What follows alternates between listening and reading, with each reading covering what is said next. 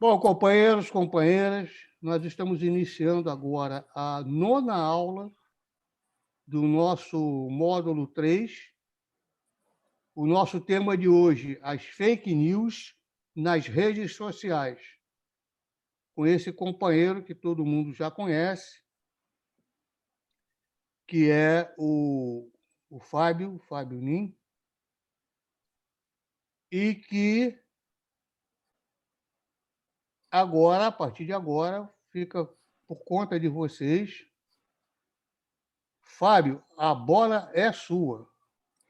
Muito boa noite, pessoal.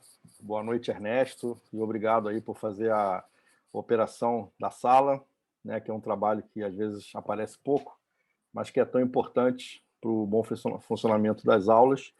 Quero agradecer a presença dos que estão aqui e também a dos que estiverem assistindo posteriormente no nosso canal do YouTube. Prestigiem, aliás, o canal, por favor, prestigiem, curtam os vídeos. É sempre bom a gente dar o recado, né?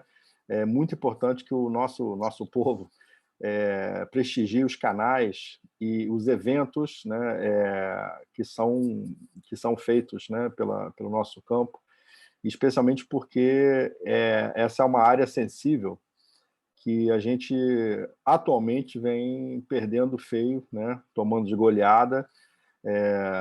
A própria lógica de funcionamento do campo da esquerda, ela vai contra o digital, né? Contra no sentido de ser antítese, né? Tradicionalmente, a esquerda é povo na rua, a esquerda é participação popular, é assembleia, é votação. Então, a gente tem que recuperar o tempo perdido e se readequar nessa vida digitalizada, né? Então, eu preparei aqui uma pequena apresentação para nos auxiliar a entender, né, o processo das fake news. Então, vamos lá, vamos a ele. Vocês estão vendo a minha tela? Se alguém puder me dar um feedback. Não, companheirão. Ainda não, né? Não entrou, não. Não entrou, não. Tá. E agora? Agora entrou. Agora Perfeito. entrou. Então, era fake news, tá vendo? Eu só estava testando vocês. Agora entrou de verdade. Então, é o seguinte, fake news, né? Então, a gente tem que, antes de tudo, refletir, né? As fake news não são um fenômeno isolado e nem são causa de nada. Quer dizer, tem um efeito nocivo, nefasto, mas elas não são a causa dos processos, elas são efeito, são consequência. Né? Então, assim, a intriga, a maledicência, a mentira, né, sempre fizeram parte de todas as expressões em embates políticos desde a antiguidade, né? Como exemplos do Senado romano, as entranhas da Igreja Católica, enfim, diversos processos de mediação política, né? Diferentes situações, chegando a grosso modo, a democracia liberal sobre a qual ainda vivemos, né? Na verdade, porque essa é uma das questões que está em xeque agora. Até que ponto isso está realmente sofrendo um processo de mudança, de inflexão, de corrosão até, né?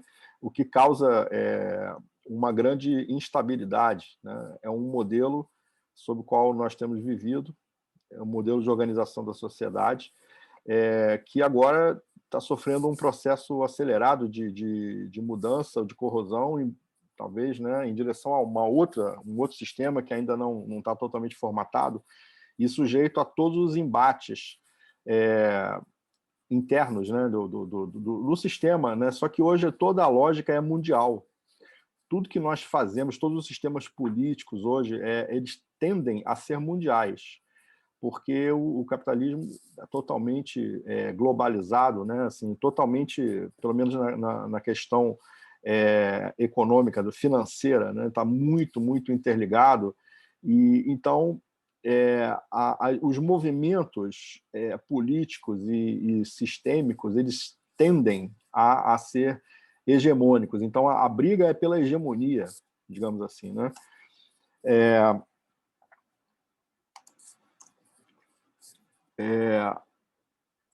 Aqui, então, assim, para a gente tentar compreender o fenômeno das fake news, eu destaco, né, dois aspectos principais, né, assim, em relação a essa questão específica, porque, afinal, a gente está aqui para discutir esse fenômeno hoje, né, embora nós não possamos separar esse fenômeno de um todo, de um movimento sistêmico, como eu acabei de falar, né? Mas esses dois aspectos são o poder de difusão das fake news, chamadas fake news. É uma marca, né? Acaba sendo um nome fantasia, fake news, né? Tem a tradução literal, mas fake news é uma coisa um pouco diferente, né? Porque, como a gente já viu lá em cima, né, a mentira sempre fez parte, qualquer atividade política, a intriga, sempre fez parte. A destruição ou a desqualificação do adversário, né, em busca de vantagens políticas, sempre fez parte. Agora, a diferença, né, exatamente são esses dois aspectos, no meu entender. O poder de difusão, que é muitas vezes superior a qualquer época precedente, isso aí é fato. E a segunda coisa é justamente a predisposição, eu chamei assim, do público. Ou seja, possivelmente nós poderíamos dizer, né, que o público hoje, o público, eu digo a opinião pública, a esfera pública, é mais propensa, está mais predisposta a aceitar as fake news, aceitar entendido como não rejeitar de cara, não rejeitar de cara. Isso aí potencializa, né, a eficácia do ponto de vista de quem as espalha, as fake news, né? E os malefícios, inúmeros malefícios, né? A gente é uma discussão que ela se relaciona com o nosso assunto de hoje, mas ela poderia também ser objeto, né, de uma aula ou de um estudo mais aprofundado, né? Inclusive, isso é bastante estrutural, o que eu vou dizer agora, né? Por que existe essa predisposição, né? A gente, historicamente, no mundo ocidental, a gente tem uma instância legitimadora.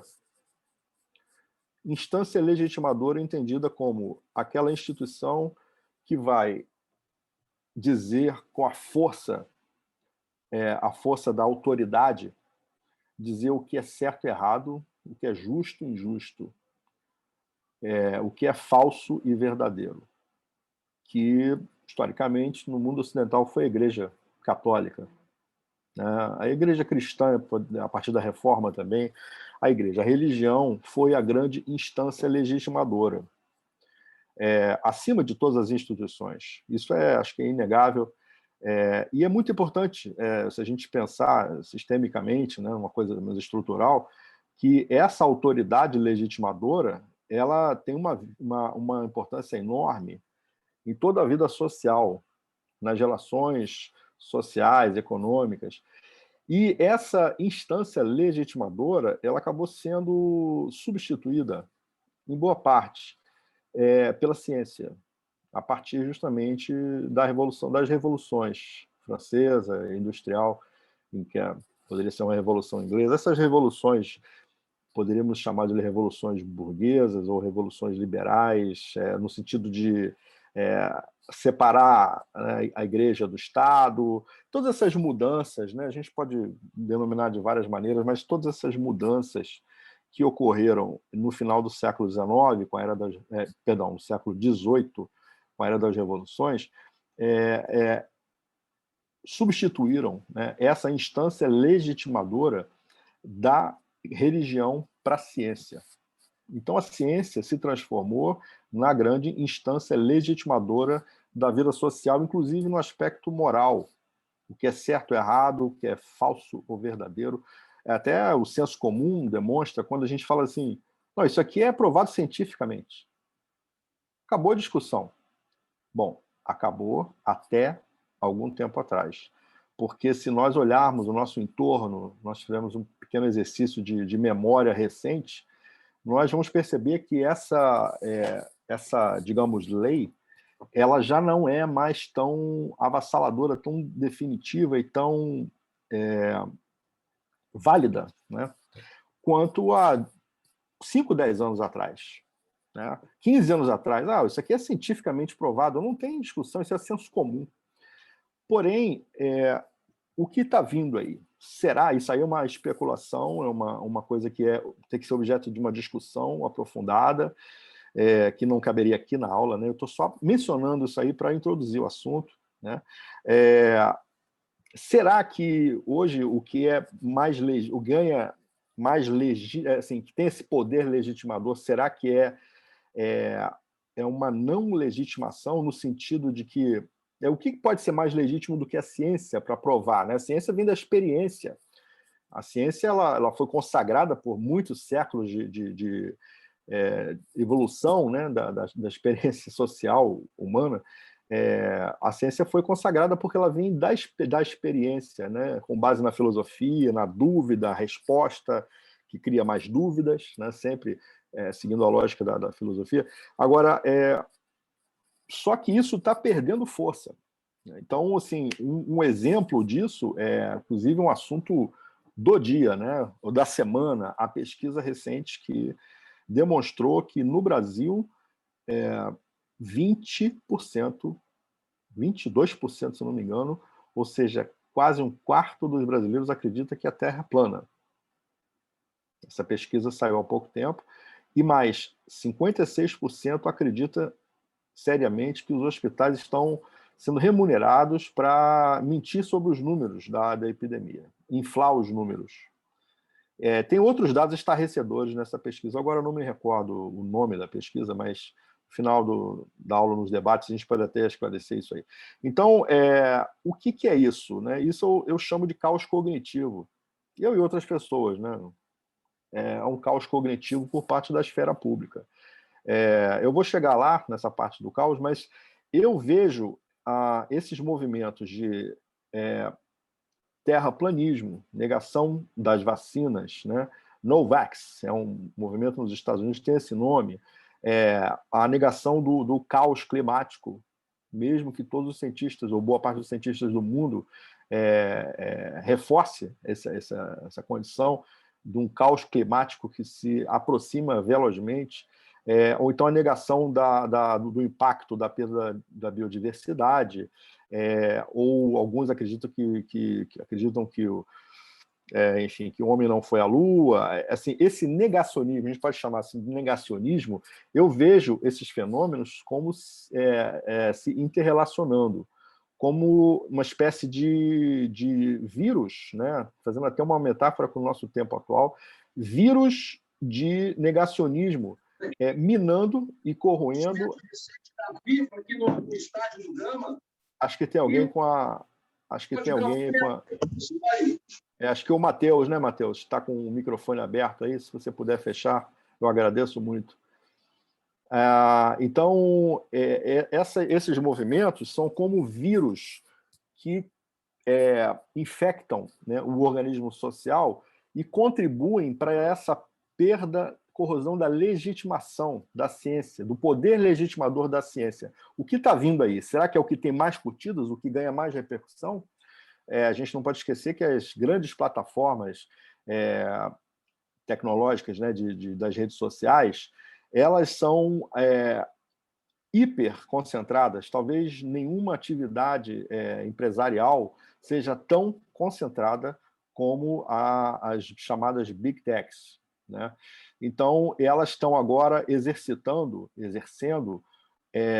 com muita força nos últimos 2 ou 3 anos a questão do cancelamento, o apagamento de instituições e pessoas, simplesmente com o poder que elas acumularam, ao invisibilizar uma pessoa ou uma instituição, praticamente isso invisibiliza também essas pessoas ou instituições da vida social.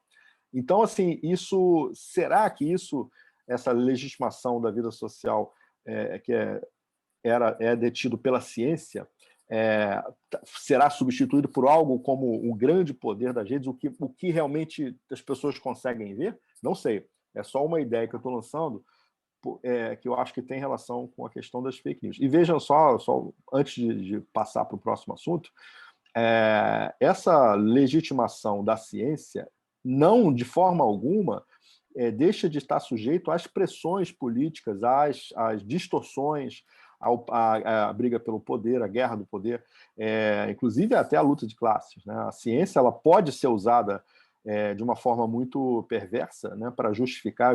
Um exemplo aqui é o racismo científico, né, do final do século XIX, que foi usado para justificar o imperialismo, né, a segunda onda de imperialismo da Europa, quando, né, praticamente a Inglaterra e a França, né, e outros países também se espalharam em nível mundial, né, a ideia profunda, né, veio da ciência para justificar e legitimar essa ação, que foi o racismo científico, né? Ou seja, hoje visto como uma falácia, mas na época a ciência, o poder legitimador da ciência foi usado maleficamente para esse fim. Então a ciência ela também ela não está, mesmo sendo a instância legitimadora e mesmo vindo da experiência, ela não está imune nem isenta das pressões políticas e de poder, né? Vamos então aqui passar. Então agora é o que eu pensei sobre esses dois assuntos, nesses dois aspectos aí. Quais são as diferenças, né, das fake news, da simples mentira ou intriga que sempre existiram, né? O poder de difusão e o poder de convencimento. Então, existe uma interseção entre esses dois, né, aspectos que eu destaquei acima, que é a vida cada vez mais digitalizada, né? Essa vida digitalizada, e com o aditivo da pandemia, né? A pandemia potencializou ainda mais a vida digital, né? Cada vez mais em nível mundial, e isso influencia tanto o primeiro quanto o segundo aspecto, né? A vida digital ela tem relação tanto com o poder de difusão quanto o poder de convencimento. Ela é o veículo, né? Poder de difusão. Então, tecnologias digitais, né, incluindo algoritmos, poder de processamento, inteligência artificial, isso vem se aperfeiçoando ao longo do tempo. E é um fato que as tecnologias de rede, elas vêm sendo trabalhadas já há muito tempo, 30, 40 anos, mas a chegada da internet, né, em 95, no Brasil, 94, 95, né, antes existia mais em nível acadêmico, mas disseminada, né, 95, os países ricos um pouco antes, mas de lá para cá muita coisa aconteceu num espaço muito curto de tempo. Afinal, de 95 para hoje, são apenas 26 anos. É incrível a gente pensar que somente há 26 anos atrás, um quarto de século, o mundo era tão diferente, né? Bom, nada do que eu falo aqui é novo, isso aí vocês sabem, né? A gente vê, a gente sente e percebe na nossa vida cotidiana. Agora, a questão é que o interesse comercial, ele norteou, em grande medida, vários avanços e várias implementações que foram acrescentadas às redes sociais.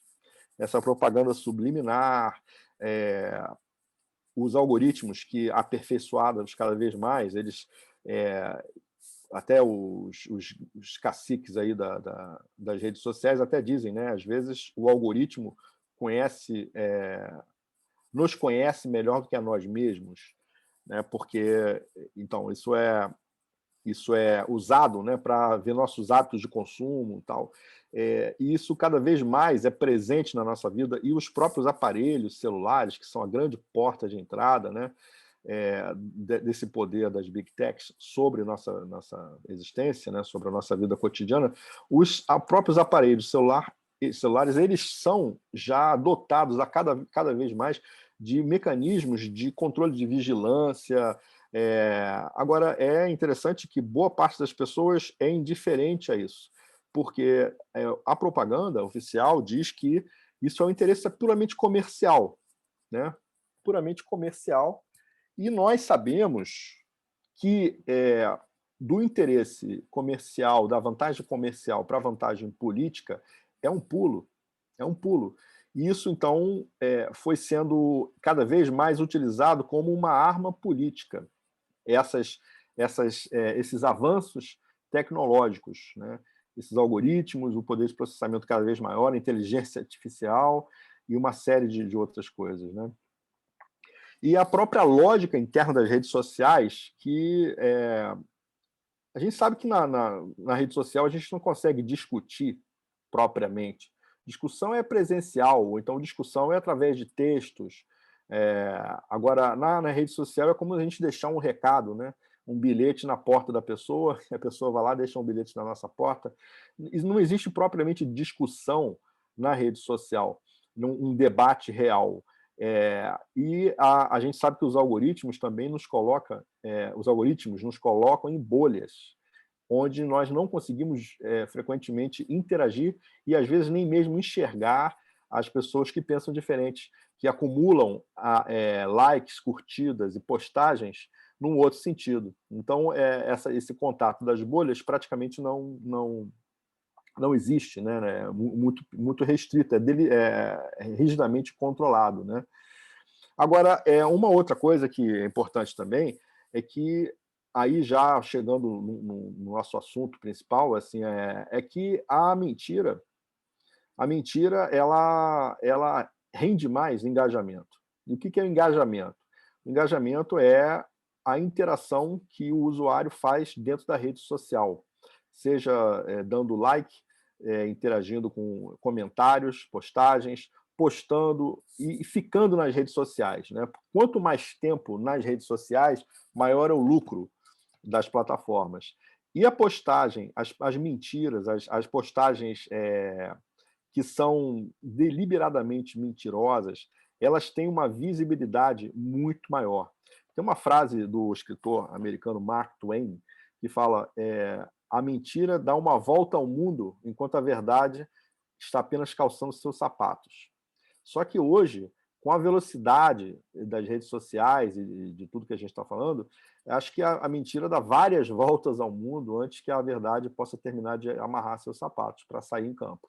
Então, é um combate muito desigual. E nós temos várias denúncias recentes, com reportagem, filmes até, falando que isso é deliberado, né? Os operadores das redes sociais, eles são instruídos a deliberadamente incentivar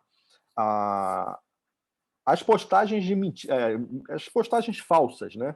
É claro que o cerco vai se fechando, né? Até em termos de leis e tudo, né? Então eles dão umas respostas, eles vão soltando pílulas, né? de paliativos, digamos assim, né? Que fingem que combatem as postagens de ódio ou as postagens falsas e que, na verdade, não é o objetivo deles impedir as postagens falsas. Porque, como até aquele filme O Dilema das Redes, um sujeito que trabalhou para as redes, ele falou: a verdade é chata. A mentira, os cálculos são que as postagens mentirosas, né, chama assim, elas circulam 6 vezes mais rápido do que as postagens verdadeiras. Então, isso reduz o engajamento, quer dizer, a postagem verdadeira ou até o desmentido, né, ele tem que ser embasado em fatos, textos maiores. Então, assim, a própria lógica da rede social, ela incentiva a frase rápida, o slogan, né, o banner, a bravata, né? As pessoas leem cada vez menos por causa da própria lógica das redes sociais, né? Isso é um fato, né? E uma instituição que poderia fazer um contraponto às postagens de ódio seria a imprensa tradicional, né? Que tem décadas de poder estabelecido, né? A imprensa tradicional, né, ela poderia fazer esse contraponto, mas ela não tem feito, porque ela é cada vez mais irrelevante, inclusive eclipsada, né, pela internet, né, hoje o debate público, ou talvez o não debate público, ele é feito nas redes sociais. Então, a imprensa, os sites da imprensa, os sites, né, eles são cada vez menos visitados, são cada vez mais irrelevantes, a verdade é essa, né? Muitos tentam se reinventar, pouquíssimos resistem, né, no seu formato original, destaca aí talvez alguns grandes jornais americanos, mas a verdade é que a imprensa não é mais capaz de fazer o contraponto, não só pelo avanço tecnológico, pela mudança social, mas também porque, politicamente, os grandes veículos de imprensa, eles estão perdidos entre aderir a um projeto ultraliberal, um projeto que está sendo cada vez mais disseminado, né? E a direita tradicional, que também está atônita diante da velocidade, né, dessa direita alternativa, né? É claro que também existe a imprensa de centro-esquerda, né, especialmente na Europa, mas ainda assim, esses veículos de imprensa tradicional, eles estão com sérias dificuldades de se colocar no mundo onde as notícias não têm o mesmo tratamento jornalístico que tinham, e sim as notícias são veiculadas dessa forma rápida, rasa, pouco profunda, né? Assim, essa maneira, né, da timeline, né, que a gente poderia chamar de um papiro, né, aquilo que vai rolando e a pessoa já quer ver a próxima, né, e ninguém mais se concentra, né? Isso é uma mudança social muito profunda e que a imprensa tradicional ela precisa, até em nome da sua própria sobrevivência, né, se readequar. Essa readequação ela pode ser no sentido de aderir a uma mudança, né, profunda, ou simplesmente resistir, e achar formas de fazer esse contraponto, né? Então, não é o que tem acontecido que a gente veja. Então, a imprensa ela não faz esse contraponto. Agora, uma outra questão do malefício das fake news é o convencimento, o poder de convencimento das fake news. E aí a gente vai entrar em terrenos mais complicados, né? A atividade política ela tem sido tomada, né, pela questão da emoção, né? Assim, as emoções elas têm tomado uma preponderância muito maior do que as ideologias, programas de governo, né, luta de classes e tal. Cada vez mais é a emoção que dá o tom da própria atividade política. E de todas as emoções, a que mais dá retorno, digamos assim, né, é a raiva, o ódio. Ela é a emoção mais bruta, mais catalisadora. E o negócio é que existe hoje um movimento de profissionais, inclusive de uma forma interdisciplinar, né, de vários campos do saber, atuando exatamente para manter o nível de ódio, de raiva da população em alta. Então, isso torna o poder das fake news ainda maior. Elas podem atuar, elas podem assim, ter mais, um campo mais fértil, né? Outra questão do poder de convencimento é o ressurgimento de um pensamento extremista de direita. Ressurgimento porque, na verdade, quer dizer, nós tivemos há pouco menos de 100 anos atrás, né? Na verdade, exatamente 100 anos, né, o fascismo italiano da década de 1920, mas esse extremismo de direita, ele teve essa ebulição, né, durante uns 20 anos, 25 anos, e durante esse período do final da Segunda Guerra, né, década de 40, meados da década de 40 até os anos 80, ele ficou, de certa forma, em baixa, né? Então, só que isso, a gente vai discutir isso daqui a pouco, isso ressurgiu com muita força e está intimamente ligado ao fenômeno das fake news. E um terceiro aspecto, né, do convencimento é o crescente caos cognitivo da opinião pública. E ele é deliberado, ele é feito por profissionais. Nós encontramos muitas coincidências e semelhanças entre a atuação política do Bolsonaro, do Viktor Orbán na Hungria, no partido Vox da Espanha, no Donald Trump nos Estados Unidos, também na Itália, né, a Liga Norte e o Movimento 5 Estrelas, que começou com um movimento parecendo libertário, mas logo se revelou um movimento autoritário, extremista, que eu vou discutir mais daqui a pouquinho sobre ele, né? Então, uma das estratégias para minar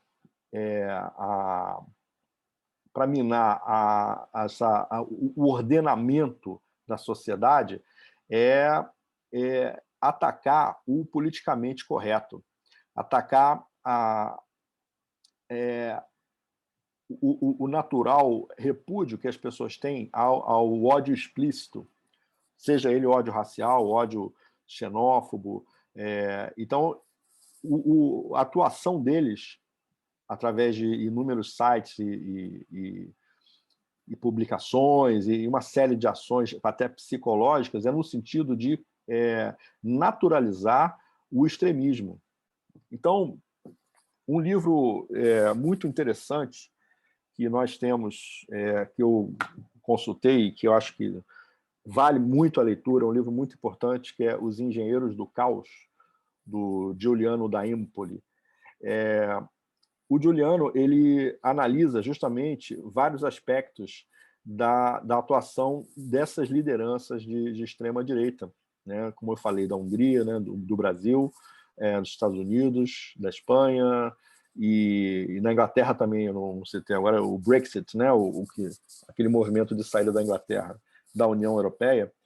E é muito interessante que, em todos eles, nós encontramos a figura que ele chama de Spin Doctor. Justamente o título do livro se refere a eles, os engenheiros do caos. São figuras que atuam no sentido de, nas sombras, sem aparecer muito, atuam na direção de minar o politicamente correto, minar o ordenamento social, até mesmo o ordenamento jurídico, em alguns casos, e a aceitação de posições extremistas, né? Uma das características do eleitor do Bolsonaro, do apoiador do Bolsonaro, é justamente a possibilidade de se sentir parte de um rebanho, de um grupo, onde ele não tem pudor algum de odiar as minorias, de odiar o diferente, de odiar quem tem posicionamento político diferente, e ali se sente confortável, né? E uma característica que a gente vê nesse movimento 5 Estrelas é que ele é um movimento que é uma espécie de trampolim, de laboratório para outros movimentos que surgiram depois. O movimento 5 Estrelas ele é um fenômeno realmente muito diferente e está bem analisado nesse livro, Os Engenheiros do Caos, onde ele defende que na verdade, o líder do movimento 5 Estrelas, que é um comediante, o Beppe Grillo. O Beppe ele não tinha qualquer atuação política, né?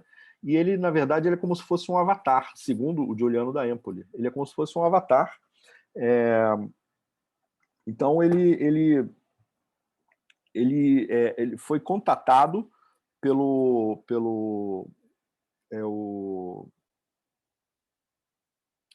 agora eu esqueço o nome da eminência parda, né? Por trás o Casaleggio.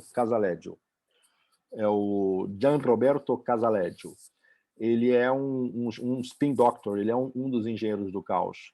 Então, ele montou um movimento que começou com simplesmente um blog, né, em nome do Beppe Grillo, e ele se pôs ali contra tudo, contra todos, e usando sempre o discurso da liberdade, contra a corrupção, porque é um discurso muito fácil, né? É sempre a questão moral, né, da corrupção, ela sempre fala muito alto, mas isso também é explorado pela política tradicional, né, falar sobre a corrupção. Mas a diferença do Movimento 5 Estrelas é que atacava não só a política, como a atividade política em si. E no caso específico da Itália, esse movimento tinha sido precedido nos anos 90 pela Operação Mãos Limpas, que foi uma operação que é muito controversa, né? Onde simplesmente os dois partidos tradicionais que governaram a Itália por décadas desapareceram em questão de meses. A Democracia Cristã e a Democracia Cristã, que é centro-direita, né? E o Partido Socialista, que era de centro-esquerda. Esses partidos foram substituídos por outros partidos novos que foram sendo rearrumados, e o Movimento 5 Estrelas, então, começou Ele é um movimento que ele foi totalmente direcionado em função do que os apoiadores diziam. Ou seja, o Casaleggio, ele tinha uma equipe que selecionava os 10 comentários mais relevantes e replicava. Ou seja, é um partido sob demanda. Não era um partido, na verdade, era um movimento inicialmente sob demanda. Ou seja, ele estava ali, ele falava o que as pessoas queriam ouvir, seguindo totalmente a lógica da propaganda. Só que a figura de proa, né, o Beppe Grillo, ele desmontava, sem pudor algum, todos os políticos, ele desqualificava, e também ali houve um uso maciço de fake news. Só que as fake news turbinadas, né, por meios, né, ainda não tão sofisticados como a gente passou a ter aqui no WhatsApp, né, passou a ter nos últimos anos, mas por esquemas de rede já muito sofisticados, né, o Casaleggio. Isso foi crescendo até que o Beppe Grillo ficou líder de um partido, né, criou um partido, Movimento 5 Estrelas, e esse partido é completamente controlado pelo Casaleggio. A centralização absoluta, né? Essa centralização ela é verificada também na equipe do Bolsonaro, por exemplo, né? Isso foi visto até em palestras, né, que a Fundação Perseu Abramo, né, promoveu, com especialistas de rede, né? O Beto Vázquez, por exemplo, do Podemos da Espanha, ele deu uma palestra contando que são mais ou menos 20 produtores de conteúdo. Então é rigidamente hierarquizado, né? Muito centralizado, e de lá se espraia, né, para os degraus abaixo até chegar no público comum, que então passa a replicar, né? Agora, esse ataque ao politicamente correto, ele é ele deixa assim numa sinuca, né, as instituições, porque o politicamente correto ele é fruto de uma tentativa de melhora, né, de melhoramento da vida social. Ele né, o respeito ao outro, respeito às minorias, respeito respeito, na verdade, né, de forma ampla, a respeito ao direito do outro. Ao atacar o politicamente correto, então, na verdade, essas pessoas elas estão atacando o próprio direito da coexistência, né? Assim, então, é uma coisa muito complicada, porque ele carnavaliza as relações sociais, o uso da desqualificação, né? Porque são pessoas que não têm ainda, digamos assim, as leis não são capazes de dar conta desse tipo de atuação digital em larga escala, né? O ataque coordenado contra determinada posição ou contra determinada pessoa, ele é algo ainda muito difícil de ser combatido, de ser interceptado, né? Através do mecanismo institucional das leis. Então, os extremismos e o ataque ao politicamente correto são duas características dos produtores das fake news, né? Agora, Eu queria também citar um outro livro muito interessante, né, do Gessé Souza, que se chama A Guerra contra o Brasil. Tanto Os Engenheiros do Caos quanto A Guerra contra o Brasil são livros recentes que tentam dar conta, não exatamente das fake news, né? Eles falam, Os Engenheiros do Caos fala do mecanismo da mudança social no sentido amplo e pega como objeto de estudo os exemplos, né, das equipes do Movimento Cinco Estrelas na Itália, do Brexit, né, na Inglaterra, do Viktor Orbán na Hungria, né? Ele menciona o Bolsonaro, que tem muitos pontos em comum, e o Trump e o Steve Bannon nos Estados Unidos. E o livro do Gessé, ele trata especificamente desse ataque, né, que o Brasil sofreu nos últimos tempos, essa blitz, que buscou, na verdade, tomar conta, né, do Estado brasileiro, né, como um projeto político, né, trocar o poder, influir diretamente no poder político, né. Existe uma outra dimensão que a gente poderia citar, né, que é a guerra híbrida. Então, assim, as fake news são um instrumento também da guerra híbrida, mas aí já fugiria muito ampliaria demais o escopo da nossa aula aqui, né? Mas a guerra híbrida, ela tem lógica e fundamento muito precisos também, né? Eu queria, então, citar, né, uma frase aqui do Gessé, né, que ele fala, vou explicar essa frase, o que antecede essa frase, na verdade, né? O que acontece é que nos Estados Unidos, no final do século XIX, existia a classe trabalhadora mais atuante do mundo, provavelmente, né? A classe operária e trabalhadora mais combativa e, justamente, muito organizada em sindicatos, lá chamados de unions. Então, no final do século XIX, essa classe trabalhadora ela conseguiu vários ganhos expressivos, né? A sua qualidade de vida, o seu padrão de vida, e isso causou sérios embates muito violentos, né, com as forças de segurança, com a classe empresarial, até que isso causou uma mudança que foi uma mudança de estratégia. Ou seja, em vez de um embate puro e simples, é preciso que se use outras armas para diminuir, né, a influência dos sindicatos, da classe trabalhadora.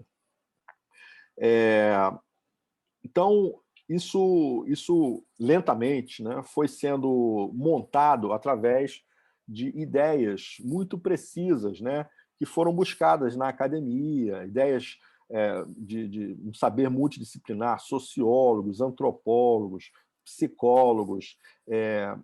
E essa experiência americana, ela depois gerou um modelo de atuação, de propaganda interna, que depois foi exportado para o mundo inteiro. Então, assim, boa parte do que a gente tem na propaganda e nessas narrativas de sociedade, a gente encontra origem na sociedade americana, de 100 anos atrás, mais ou menos. Então, essa influência crescente da classe trabalhadora ela foi minada, foi corroída através de um outro tipo de arma que não o confronto, né? Então, o Gessé fala, na fabricação de consenso, né, eufemismo para a manipulação deliberada das massas contra seus melhores interesses, vai exigir uma segmentação estrutural e institucional nova no campo da dominação simbólica. Seus operadores vão agir numa dimensão menos abstrata que o nível científico, ainda que em estreita relação de influência e cooperação recíprocas com a ciência hegemônica, né? Então, A Guerra contra o Brasil é um livro que nos ajuda bastante a entender como essa máquina de propaganda foi criada nos Estados Unidos e depois foi exportada para o resto do mundo. E o caso, eu vou interromper aqui um pouquinho. E, além disso, um outro aspecto que também diz respeito aos Estados Unidos, ele pode ser destacado, que foi como se deu esse ressurgimento do pensamento extremista, né? E nos Estados Unidos aconteceu o seguinte, segundo o GSE, o Estado americano já era a maior potência econômica durante a Primeira Guerra Mundial, mas os Estados Unidos não se transformaram em potência hegemônica naquela época, porque, segundo ele, o Estado americano não estava ainda pronto internamente para exercer essa hegemonia. Então, na Segunda Guerra Mundial, houve, quer dizer, na verdade, antes, né, da Segunda Guerra Mundial, a partir da crise de 1929, né, surgiu o New Deal. New Deal foi uma política americana do Roosevelt que mudou a feição do Estado americano, na verdade, aumentou a presença do Estado americano na sociedade, né, e propiciou algo muito próximo do que nós poderíamos classificar de uma social-democracia. E não cabe aqui também nesse espaço a gente esmiuçar isso agora, mas o que acontece é que esse New Deal e esses ganhos da classe trabalhadora, que foram muito expressivos, né, eles incomodaram, primeiro pelos lucros, né, que diminuíram ao longo desse tempo, e também porque toda sociedade que vai em busca de um sistema mais igualitário, menos perverso, ela também caminha no sentido de ordenação da vida social, através de leis ambientais, de leis de defesa do consumidor. Então, isso incomodou, sobretudo, aqueles herdeiros bilionários de indústrias altamente poluentes, indústrias sujas, que vão desde a indústria de tabaco até a mineração, que poluía muito. Então, isso gerou um movimento de união desses bilionários, né, no sentido de, através de uma ação de propaganda, até mesmo através de entidades filantrópicas, atuar politicamente para mudar a opinião pública americana. E claro que isso foi abastecido com ideias de intelectuais pensados, né, na academia, né, que reforçaram e abasteceram esse movimento político. E a direita alternativa ela está intimamente ligada a essa atuação, já nos anos 80, especialmente, a partir dos anos 80, né? Então, essas instituições, algumas instituições patronais, outras instituições ditas filantrópicas, mas que, na verdade, atuavam no sentido de mudar a opinião pública, elas foram financiadas com imensas verbas. Então, uma empresa como a Cambridge Analytica, né, que nós sabemos que está ligada intimamente ao Brexit e à eleição do Donald Trump, ela tem raiz nesses movimentos de financiamento de organismos, né, de atuação política, de atuação junto à opinião pública. Então, o Steve Bannon, que é o criador, né, o criador da Cambridge Analytica, ele tem relação com o Robert Mercer, que é um desses bilionários. Então, assim, esses movimentos eles vêm lá de trás. Então, essa atuação política ela foi ganhando força junto com o desenvolvimento tecnológico que ocorreu. Esse movimento ele propiciou ferramentas a essas instituições que elas foram turbinadas, né, através de saberes até de psicologia de massas, né, porque, como eu disse no começo da aula, né, a atuação comercial ela está intimamente ligada à atuação política também. Ou seja, as ferramentas desenvolvidas para um sucesso comercial, né, uma captura do cliente, digamos assim, também foram cedo usadas também para atuação política, né?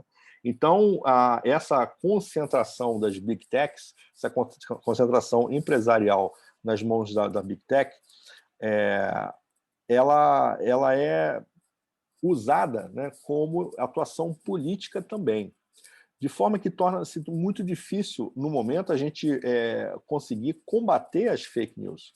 As fake news elas são usadas como uma ferramenta perversa de disseminação de uma narrativa de mundo que está indo no sentido de desmontar o ordenamento social que é característica de todo o século XX e do começo do século XXI. Elas corroem o sistema, elas corroem nosso ordenamento, corroem até mesmo nossos princípios morais, ao naturalizar cada vez mais os extremismos, né, as opiniões radicais, o ódio, e essa falta de vergonha, né, de a pessoa odiar, né, por exemplo, o imigrante, né? Isso sempre houve a xenofobia, mas agora, com a lógica das redes, das bolhas, a gente tem o grupo, né? A gente tem a tribo. Talvez a gente possa até afirmar que essa vida digital nas redes, ela está caminhando, ensejando até uma espécie de tribalização.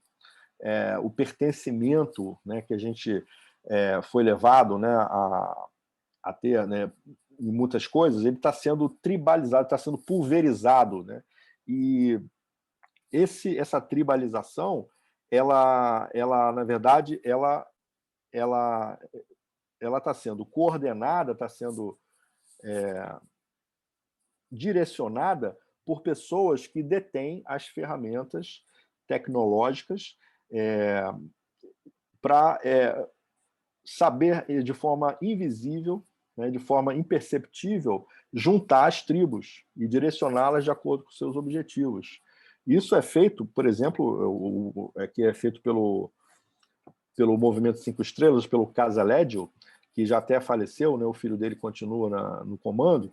Ele tinha uma estrutura totalmente hierarquizada. Então, um exemplo, nesse Movimento 5 Estrelas, quando virou partido, ele tinha uma cláusula, uma espécie de contrato mesmo, que cada pessoa que fosse eleita, recebesse um mandato popular, que fosse do Movimento 5 Estrelas, ela era obrigada a veicular apenas o conteúdo centralizado que fosse distribuído pela direção do partido, pela direção do movimento, na verdade.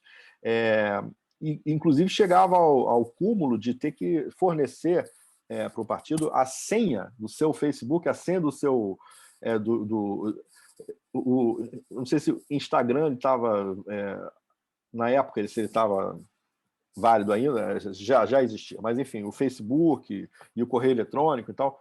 Então, eram, na verdade, avatares. Né? Avatar, o que é o avatar? É aquele personagem que é comandado, né, por uma espécie... É como se fosse um fantoche mesmo. Né? Um avatar é uma forma moderna de a gente chamar o fantoche. Então, assim, mas isso era explícito. Isso, o Casaleggio, ele controlava tudo com mão de ferro, tudo passava por ele. E o Beppe Grillo, ele apenas era uma espécie de porta-voz, né? De fantoche maior. É um caso assim, muito extremo, mas que ilustra bem o poder maléfico, né? que essas postagens podem ter, porque o que acontece é que o Casaleggio não tinha o menor pudor em espalhar mentiras a rodo contra seus adversários. E até que essas mentiras pudessem ser desmentidas, né? Até que o desmentido pudesse calçar seus sapatos, né? Ou seja, a verdade, a mentira já tinha dado várias voltas ao mundo. Agora, uma coisa importante sobre isso também é que foi o aperfeiçoamento mais ou menos recente do esquema de disparos. O que acontece é que a mentira ela sempre houve, mas uma vez que você tem um mecanismo que faz com que num clique, né, 4 milhões de pessoas recebam essa postagem, isso faz toda a diferença, né? E é muito interessante também que, interessante, na verdade é péssimo, mas é interessante, digno de nota, que esse centralismo seja a marca de todos os movimentos de alt-right ou de ultradireita digital, né, que existem pelo mundo. É uma centralização absoluta, né? Como eu falei na campanha do Bolsonaro, segundo o Beto Vasquez, eram 20, mais ou menos, os criadores de conteúdo, que depois jogavam no esquema abaixo, no nível abaixo, em grupos de WhatsApp que tinham apenas administradores de outros grupos. Ou seja, era uma pirâmide muito fina, né? Onde aquele conteúdo se espalhava primeiro por camadas de pessoas que só eram militantes, né, digitais, e só depois é que chegavam ou seja, então tinha grupos de WhatsApp formados só por administradores de grupos, integrados por pessoas normais, pessoas comuns. Isso ocorreu, isso também, como eu falei, do Casalédio, né, também essa centralização absurda, absoluta, nas mãos de uma pessoa, no caso, né, o Gianroberto Casalédio. E esse centralismo, ele, na verdade, se a gente for pensar bem, ele é o oposto de um partido político de massa, né? Por exemplo, no campo da esquerda, da centro-esquerda, onde justamente a participação popular, a assembleia, a democracia interna, que é o tom, que sempre foi a pedra de toque, né, de boa parte dos partidos de massa, dos partidos de trabalhadores, né, ou socialistas ou social-democratas, muitas vezes. Mas então esse centralismo é o inverso, ele vai no campo oposto. Ou seja, então é um desafio muito grande também a gente reverter isso e tentar fazer com que a sociedade amadureça em relação aos efeitos das fake news. Boa parte das pessoas não diferencia uma fake news, uma fake news, né, no singular, não diferencia uma notícia falsa da notícia verdadeira. Né? Lembrando da campanha eleitoral de 2018, né, quando espalharam que a Manuela Dávila tinha evacuado dentro de uma igreja, né, católica, isso foi um absurdo, né? Mas as pessoas acreditaram, muita gente acreditou, né? Agora, isso acontece porque existe mesmo uma junção de várias coisas, né? Que são esse avanço tecnológico com o ataque ao politicamente correto, esse caos cognitivo, os extremismos e, por fim, essa dificuldade das pessoas de perceber quando uma notícia é flagrantemente falsa, né? Assim, então, eu lembro aqui eu posso falar aqui no livro do Giuliano da Empoli, eu estou terminando aqui, daqui a pouco, mas eu queria falar aqui o livro, né, Os Engenheiros do Caos, ele cita os primeiros integrantes, né, do movimento político dos Cinco Estrelas, em coligação com a Liga. Então, ele compara inicialmente ao Carnaval, né, a liberdade que o Carnaval proporciona, né? E ele tem umas frases assim, interessantes, né? Ele fala que o Steve Bannon é, de certo modo, o Trotsky da Revolução Populista, misto de ideólogo e homem de ação, que ambiciona, com seu movimento, levar as massas europeias à revolta contra o que ele chama de Partido de Davos. Davos, que é o símbolo, né, do sistema financeiro, né? Porque uma das características dessa ultradireita é, supostamente, se rebelar contra as elites, sendo que eles são financiados maciçamente por vários bilionários do mundo, né? Como, por exemplo, os irmãos Koch ou o George Soros. Então, ele fala, o Bannon, ele foi um dos primeiros entre os novos, chamam de populistas de direita, né, a entender que a política deriva da cultura. Então, a briga é pela cultura, a briga é pela mentalidade. Então, justamente, ele precisa arrancar da inteligência estabelecida, né, a hegemonia cultural. Nós sabemos que o Jair Bolsonaro, nada para ele é mais importante do que a guerra cultural. A guerra cultural é a coisa mais importante de toda a atuação do Bolsonaro, né? A economia é importante, mas não tão importante para ele. É importante para o projeto, porque o Bolsonaro não é só o Bolsonaro, é um todo, né? Um condomínio de interesses, né? Então tem um interesse econômico, claro, inclusive externo, mas para ele o mais importante é a guerra cultural. E ele trabalha dia após dia nesse sentido, né? Então eu queria aqui... A ideia dele, né, é fazer essa infraestrutura dele e de outros, né, criar, juntar esses movimentos que parecem um pouco isolados, né, mas criar uma infraestrutura global para essa direita alternativa, né? Então, é um movimento que realmente é muito assustador, né? Em relação à Itália, em relação ao movimento 5 Estrelas em coligação com a Liga, é um fenômeno muito interessante que eu falei dos fantoches, né? O Matteo Salvini, ele era um sujeito que não tinha nenhuma expressão política antes de ser inflado pelo poder das redes, né? Tem um outro líder dessa coligação que a única experiência dele profissional e nenhuma em política, né? Ele era o guia do estádio de São Paulo em Nápoles, né? Ele levava os turistas para passear e tal. Tinha outro que foi ministro que também ele não acreditava que o homem tinha ido à Lua. Um outro ministro dizia que os aviões riscavam o céu, aquela nuvenzinha branca que fica, na verdade é o gelo, né, que lá em cima, né, ele espalha aquele rastro branco, na verdade é gelo, né, e aquilo ele dizia que eram gases tóxicos, né, que conspiradores espalhavam para envenenar a atmosfera. Ou seja, cada um fazia declarações, cada uma mais estapafúrdia do que a outra, justamente para causar esse caos cognitivo, né? E manter a atenção do espectador que eu digo o público dele, né? É preciso que, nessa lógica das fake news, desse fenômeno entendido de maneira ampla, é preciso que tenha o tempo todo material. Não é à toa que apareceu Jesus na goiabeira, não é à toa aqui no Brasil que declarações estapafúrdias que a gente pode colecionar às centenas, né? Elas brotam diariamente. Isso tem muitas funções, é manter o público cativo, manter a oposição também só falando naquilo, né? A gente acaba não falando de outros temas e discutindo os absurdos que o Bolsonaro e os ministros falam, né?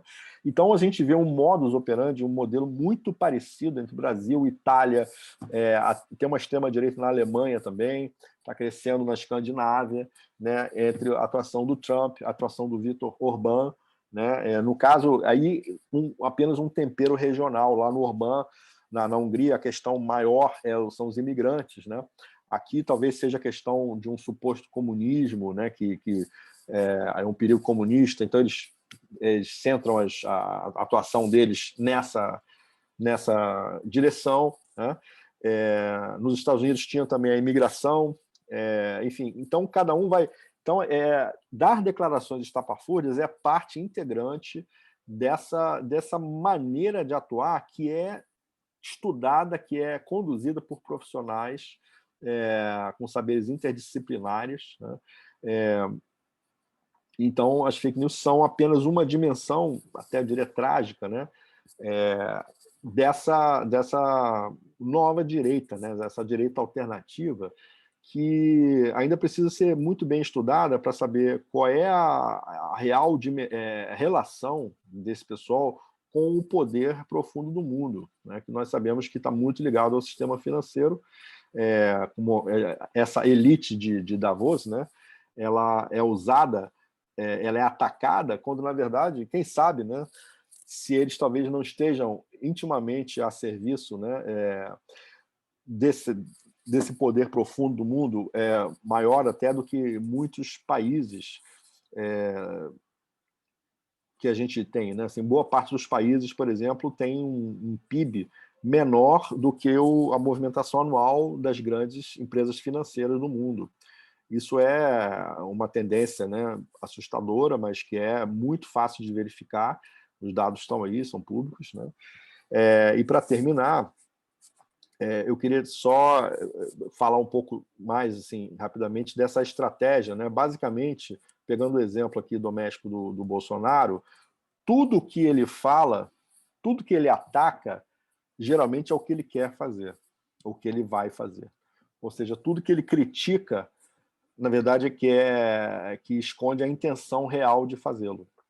Então, é preciso ter muito cuidado, porque esse tipo de posicionamento e de declarações, né, encontra um padrão muito semelhante nesses exemplos de populismo de ultradireita que a gente está discutindo aqui.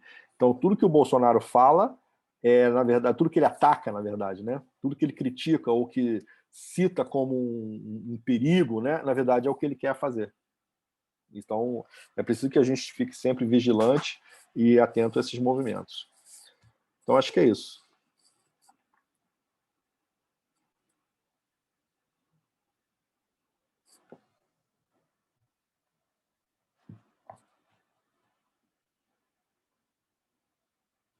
Então, não sei se já tem inscrições aí para... Em primeiro lugar, valeu, Fábio, valeu muito. Eu estou me inscrevendo ali, eu não sei. O Carlos é que está na moderação. eu estava aqui na apresentação, então não estou tomando conta aqui ninguém se da inscreveu, ordem, não. né? Você é o primeiro, Ernesto. Então eu estou inscrito. Mas quer dar um tempo para alguém se inscrever? Não, pode falando, se alguém se inscreveu, eu encaixo na sequência. Tá legal. Fábio, já que não tem inscritos, eu posso gastar um pouco mais de tempo na minha pergunta, né? Claro. Então, em primeiro lugar, é o seguinte, você falou o negócio do papel da religião no negacionismo, e eu estava aqui pensando, cara, um troço curiosíssimo quando você falou isso. Você sabe que a minha mãe morreu em 98, quer dizer, ela nem conheceu a internet. Ela morreu e não acreditava que o homem tinha ido à Lua, realmente. Porque a religião dela não permitia que o homem tivesse ido à Lua. Ela era católica, ela dizia assim, se Deus quisesse, pô, botava um homem lá, não botava chão na Terra. E, por exemplo, algumas religiões proíbem vacinas, transfusões de sangue. Essa política do negacionismo utilizou essas crendices antigas, muito antigas. Será que eles souberam se aproveitar disso? Qual foi o proveito que eles tiveram? E a outra pergunta que eu anotei aqui é que também lá no início, pouco no início, agora no final você tocou isso mais a sério, você falou da questão da linguagem da imprensa. Eu estou me lembrando aqui um curso que eu fiz na ABI em 72. Um dos meus professores foi Austragésilo de Ataíde, que quase ninguém conheceu, mas foi um dos meus professores lá na ABI. E ele fez um desafio aos alunos, dizendo o seguinte, olha, para numa banca de jornal, para num botequim, e preste atenção na conversa das pessoas. As pessoas conversam, hoje em dia, com orações muito curtas, porque as pessoas não têm o hábito de desenvolver um raciocínio. Então, tudo para eles é curto. Viu o jogo? Vi. O que você achou? Uma porcaria. E fica por aí. Então, o que acontece? Eu acho que não só as fake news, essas redes sociais estão utilizando por exemplo, eu boto um texto lá, aqueles meus textos para não esquecer. 90% das pessoas não leem, porque tem mais de uma página. Agora, bota lá um troço de 3 linhas, todo mundo vai ler. Então, até que ponto essas fake news, até que ponto o uso das redes sociais está usando essa técnica que as pessoas não gostam de ler, pombas. Era isso. Parabéns pela aula. Fantástico, hein? Quando sair no YouTube, eu vou guardar para mim. Obrigado. Tem mais alguma pergunta? Tem um comentário da Luzia. Não sei se ela quer fazer uma pergunta. Aula muito interessante. Deve ser veiculada ao máximo essa temática. Quer fazer alguma pergunta, companheiro? Luzia? Não, querido. Respondeu aqui. Tem mais alguma pergunta? Não. Maria Luísa? Marília? A Giovana levantou a mão. Boa noite. Eu quero dar boa noite, me desculpar, porque hoje meu computador resolveu não trabalhar. Hoje a internet resolveu não funcionar, então eu fiquei aqui esperando ele resolver acordar, se espreguiçar, e foi a hora que eu consegui entrar. Eu peço muitas desculpas, ainda consegui ouvir um pouco da aula. Não é? Então, era greve. Olha, eu não sei o que... Não, mais ou menos eu tenho uma ideia que tem uma obra aqui embaixo, estão mudando os cabos, então hoje ele resolveu ficar assim, mas estamos aí, estamos aqui. Então, vou escutar. Valeu, Maria Luísa. Obrigada. Desculpe, viu? A Giovana está inscrita. Então, eu queria fazer só um comentário. Deixa eu abrir a câmera aqui. abre a câmera para te ver. Na semana passada, se eu não me engano, num evento que o Instituto Lula está fazendo, o evento de abertura, são vários eventos, né? O evento de abertura contou com a participação do Felipe Neto. Eu não sei se vocês assistiram, mas assim, quem não assistiu vale muito a pena. Ele abordou essa temática de fake news, e eu acho que assim, eu não acompanhava, eu tenho me surpreendido bastante com os posicionamentos dele, e eu achei muito interessante tanto a abordagem, né, as dicas de livros que ele deu também, e ele comentou que ele criou um instituto, se eu não me engano, chama Instituto Vero, uma coisa assim, que o objetivo é de educação digital. Não é inclusão digital, é educação digital. É justamente que as pessoas possam ter acesso a informações sobre como digerir esse mundo, né, dessa quantidade de informações, né? Então, eu achei muito legal, eu desconhecia, até passei a procurar informações a respeito, e eu acho que assim, eu achei legal o Instituto Lula ter chamado, que é uma voz jovem, né, que tem demonstrado aí um avanço nessas temáticas, em trazer coisas novas. Aí eu queria só deixar esse comentário, quem não assistiu, vale a pena procurar e conhecer e assistir, deve estar gravado no YouTube do Instituto Lula. Era isso. Tá bom, companheiro. Você não tem uma pergunta específica, né? Tá. Diga, Carlos. Fábio, o Rogério e a Maria Luísa estão inscritos, tá? E aproveito para dizer que o Ari pediu desculpas, mas precisou sair para resolver umas questões, dizendo que a sua apresentação foi muito boa. E o Jaime Albuquerque também está fazendo uma pergunta que eu faço adiante depois da pergunta da Maria Luísa e você responde em bloco. Porque, na verdade, a pergunta foi feita até agora só pelo Ernesto, né? E depois a segunda pergunta seria agora da Maria Luísa, é isso? Da próxima? Do Rogério. Do Rogério e Maria Luísa. Depois eu faço a pergunta do Jaime e você responde em bloco. Pode ser, compa? Pode ser. Valeu. Por favor, então, Rogério.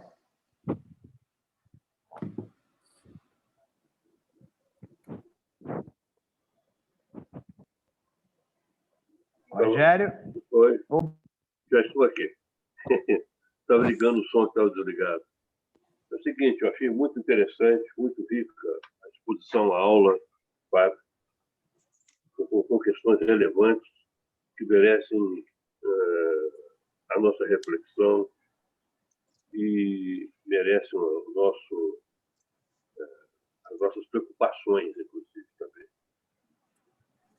Uma questão que ele colocou que me chamou muita atenção foi sobre a crescente relevância da imprensa tradicional, que ele chama de tradicional, a imprensa corporativa ou hegemônica, né?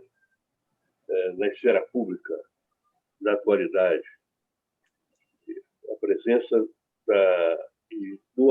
tratando-se do assunto, da abordagem, do tema da aula, que é a fake news, nós devemos levar em consideração que a fake news não é apenas já é muito anterior, aliás, o Fábio Conofuro, inclusive, já nos remeteu à antiguidade romana, o Império Romano, já fomos longe, e isso é importante colocar. Isso, podemos até os gregos, até no caso, podemos observar como é que as coisas funcionavam em relação às fake news, né, das notícias falsas, das mentiras. Entendeu? Então, eu vejo, inclusive, vou lembrar que no século XX se existiu um movimento político que tenha como denominador comum a fake news, nós temos aí o nazismo. Exatamente o nazismo. O fascismo era muito embrionário e primitivo em relação ao que o Joseph Goebbels realizou como ministro da propaganda do Terceiro Reich. Ele foi realmente, ele institucionalizou a fake news como uma prática dominante. Entendeu? Ele, até mesmo nas suas expressões, nos seus neologismos, alguns se tornaram emblemáticos como solução final para dar fim ao povo judaico. Então, nós temos aí, no século XX, o nazismo com uma presença constante. Mas eu vou voltar ao assunto aqui, que é a imprensa tradicional. E o que eu gostaria de ver as observações, gostaria de contar com as observações do Fábio sobre esse assunto. Nada foi mais fake news no Brasil, nada mais foi mentira, nada mais foi falsidade em termos de manipulação da opinião pública do que o golpe de 1964. E a nossa mídia dominante, a nossa mídia hegemônica, que o Fábio chamou muito bem de uma mídia, de uma imprensa tradicional, esteve presente nessas fake news, na derrubada do presidente João Goulart. Uma das maiores fake news, uma espantosa fake news, é a primeira página do Globo no dia 1º de abril de 1964, onde diz que o João Goulart foi para o Uruguai e no seu editorial na primeira página, a democracia foi restabelecida no país. Olha só o nível da fake news. Olha o nível da manipulação, palavra que ficou muito usada, inclusive, pelo Fábio, a manipulação da opinião pública. Então, eu não vou me alongar, eu só queria colocar essa questão para que o Fábio, se possível, possa fazer suas observações a respeito dessa... Nós falamos dessa fake news, da chamada fake news, está muito em evidência no momento, porque, na verdade, é uma coisa muito antiga. A fake news esteve presente em 1954, no suicídio do Getúlio Vargas, esteve presente em 1964, na derrubada do João Goulart, até mesmo a renúncia do Jânio Quadros, em 1965, foi uma fake news. Entendeu? Então, tudo isso, eu gostaria que está presente nesses laboratórios que nós estamos contemporâneos hoje, utilizados pela extrema-direita. Então, na verdade, a extrema-direita contemporânea da Itália, o Fábio colocou muito bem a situação da Itália, com muita profundidade. Na verdade, todas essas mentiras, essas fake news, elas já estão construídas em laboratórios altamente sofisticados. O Goebbels está presente nesse tempo. Muda muito mais do que o Olavo de Carvalho. Nós temos aí um Goebbels, para um exemplo. E, sobretudo, eu vou lembrar, da criação do ódio. Olha que uma fábrica escatológica da fabricação do ódio não existe igual como o nazismo. Isso está presente. Então, eu gostaria que o senhor Fábio gostaria de contar com as apreciações do Fábio aí. Obrigado, Rogério. Obrigado, professor Rogério Medeiros. Obrigado. Maria Luísa, por favor, querida. Você quer passar o Jaime na minha frente? Pode passar. Uma pergunta, ele já escreveu, eu posso falar, não tem problema. Então fala a pergunta dele primeiro. Fábio, o Jaime pergunta quais são as consequências práticas da CPI da fake news para a realidade da luta de classes, acrescentaria eu. Tá? Maria Luísa, sua vez agora. Posso fazer um pedido? Seria bom responder de 3 em 3, porque senão acho que fica também muito distante, né? Então vamos lá. Pode ser, Maria Luísa? Aí a Maria Luísa é a primeira do próximo bloco, né? Claro, eu vou tentar não, pode, que me pergunta. Porque senão eu me perco um pouco. Tranquilo. Porque é muito distante, 4, 5, 6 perguntas, né? Enfim, sobre a questão do Ernesto, né? Ele pergunta qual é o ganho, né? Assim, ele cita, né? A avó ou a mãe, não sei, não me lembro agora, é uma parente dele, né? Dizendo que ela não acreditava por questões religiosas, que o homem tivesse ido à lua. A questão é que isso, o que antes era restrito a um grupo reduzido, né? O que antes era reduzido a... Eu acho que tem gente com o microfone aberto aí, né? O que antes era restrito por razões religiosas passou a ser disseminado. Passou a ser disseminado para um grupo muito maior da sociedade, né? Então é o negacionismo, a gente pode incluir nesse negacionismo aí, né, essas categorias que eu citei, né, assim, que nós todos sabemos, né, anti-vacina, anti-mudança climática, até da terraplanismo. Acho que a coisa que mais simboliza o negacionismo é o terraplanismo, né?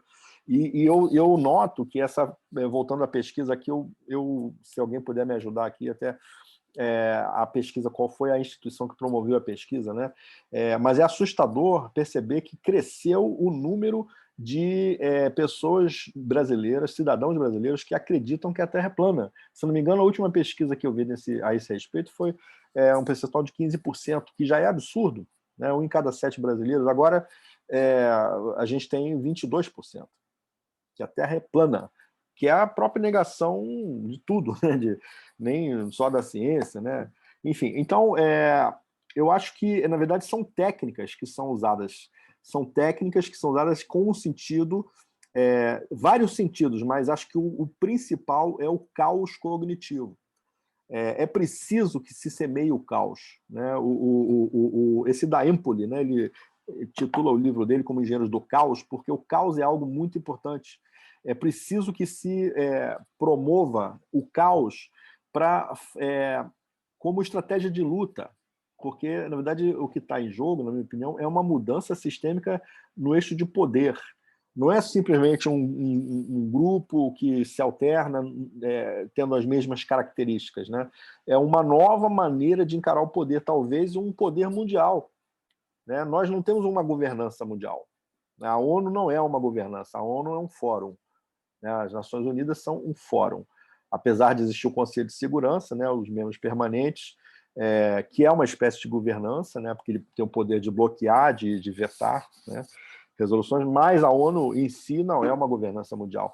Mas pode ser que esteja se articulando uma governança mundial, né, e o caos é muito importante para o terreno onde eles prosperam, o caos, né? Então, o caos inclui o caos cognitivo, o caos econômico, o caos político, porque um ponto em comum que a gente tem entre todos os movimentos é a negação firme da política como mediação, né? Ou seja, a negação, o ataque à política como atividade, né? Então é por isso que esse movimento 5 estrelas, ao colocar pessoas que não eram absolutamente políticos, né, no mau sentido, né, é um escárnio, ele escarnece, não sei se existe a palavra, escarnece, ele ridiculariza, né, a política e os políticos, e coloca, na verdade, no lugar um movimento que é antipolítico, porque ele é completamente centralizado na figura de um homem, que é o Casaleggio, né? Ele controla até os deputados e parlamentares do próprio partido, ninguém tem voz, apenas ele. a punição é a exclusão sumária. A exclusão sumária. Então, enfim, acho que o ganho deles é o aumento do caos, né? São sementes de caos que são lançadas aí sobre o terreno social, né? Agora, o Rogério falou sobre a relevância da imprensa. Pois é, a minha opinião, Rogério, eu concordo contigo completamente, né? O nazismo era uma fábrica de fake news, né? O Goebbels era um gênio do mal, né? Ele criou muitos dos saberes utilizados até hoje, né? Pelos especialistas das sombras, né? A imprensa sempre cumpriu esse papel de alimentar, mas aí, assim, as fake news, mas é que a fake news é um fenômeno, né, um pouquinho diferente de uma narrativa falsa. Eu acho que existe uma diferença aí.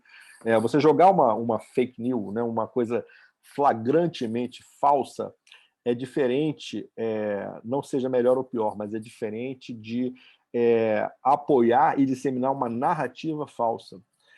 E ainda tem um outro aspecto, que é o seguinte, no caso 64, a imprensa, né, a imprensa dita tradicional, né, no caso do Brasil, apoiar o golpe, ela estava inserida claramente num lado de poder, num projeto de poder, né? Ou seja, a imprensa estava representando a boca, né, digamos, né, dos principais atores do golpe de 64.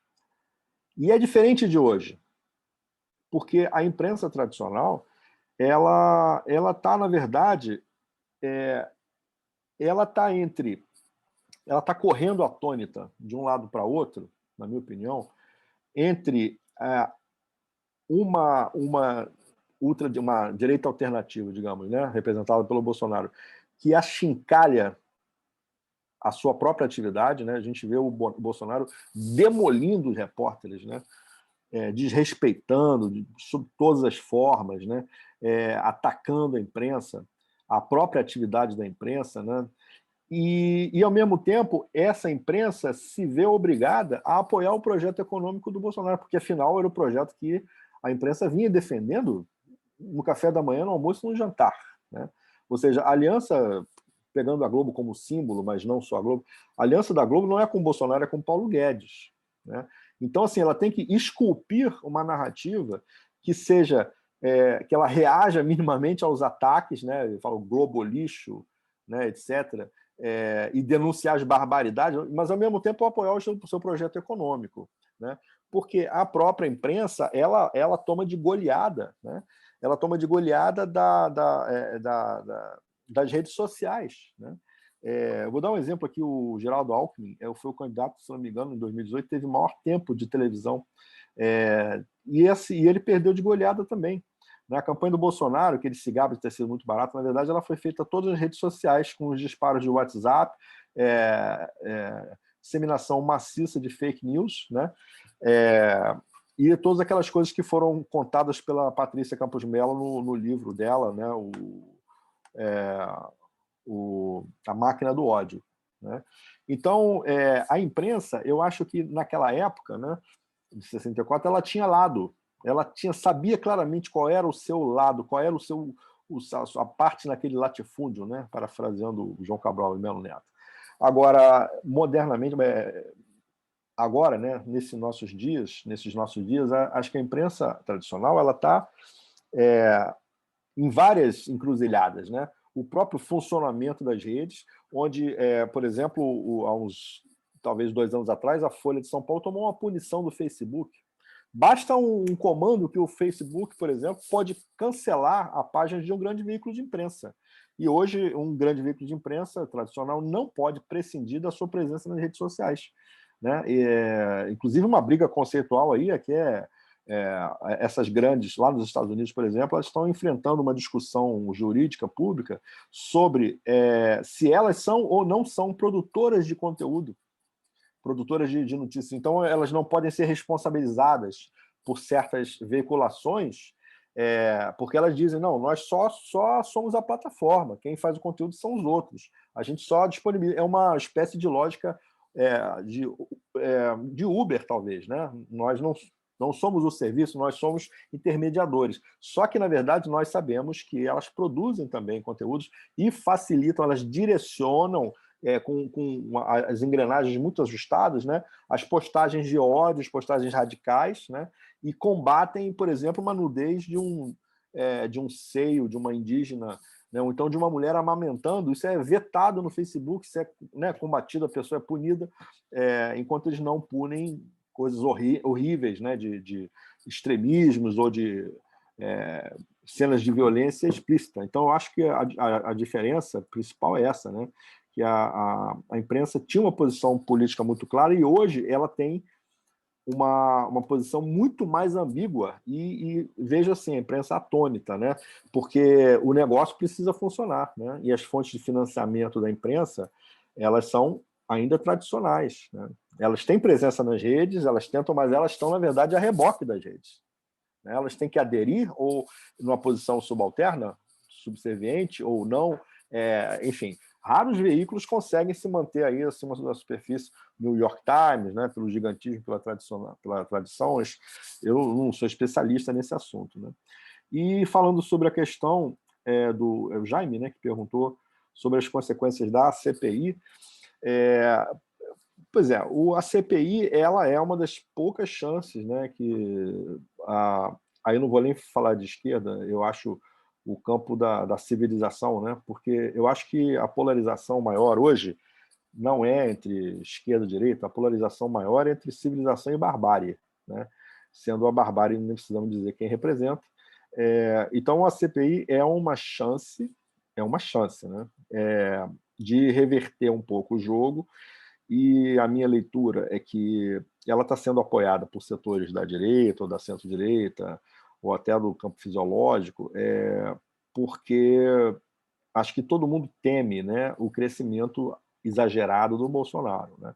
Todo mundo teme a imprevisibilidade desse projeto, que é um projeto de, basicamente, destruição, né? Agora, é claro que dentro da CPI existirão os embates internos, né? Alguns não querendo ir muito longe, né? Outros querendo ir mais longe. Então, eu acho que é uma grande interrogação ainda, mas eu acho que já tem grandes efeitos na opinião pública. Na opinião pública, sim, né? Hoje, eles são, na verdade, é muito fácil desmascarar, né? O que o Bolsonaro fez, por exemplo, em relação às vacinas. É muito fácil, tem 1 milhão de vídeos com declarações dele nesse sentido, né? E agora, hoje, o Fábio Weingarten foi desmascarado, também foi... Enfim, eu não acompanhei totalmente, mas sei que ele foi colocado na berlinda. Enfim, uma CPI é sempre uma coisa imprevisível, né? A efetividade de uma CPI. Ela pode ser em termos de denúncia ou pode, muitas vezes, ser abafada, como tantas foram, né? Enfim, acho que é basicamente isso, né? Eu acho que é uma chance que a gente tem, uma das poucas que nós temos tido, né, de reverter um pouco o jogo. Então, vamos passar para o próximo bloco de perguntas. Obrigado, Nin. Maria Luísa, depois Luzia. Maria, e depois Luzia, e as inscrições estão encerradas. Nin, obrigado aí pelas respostas. Maria Luísa, por favor, são 8h43, eu pediria que vocês três fossem objetivas nas perguntas, por gentileza, à medida do possível. Só vou mais uma vez, lamento profundamente, depois eu vou assistir, porque esse assunto eu me interesso bastante, né, o suficiente para ficar ligado nele.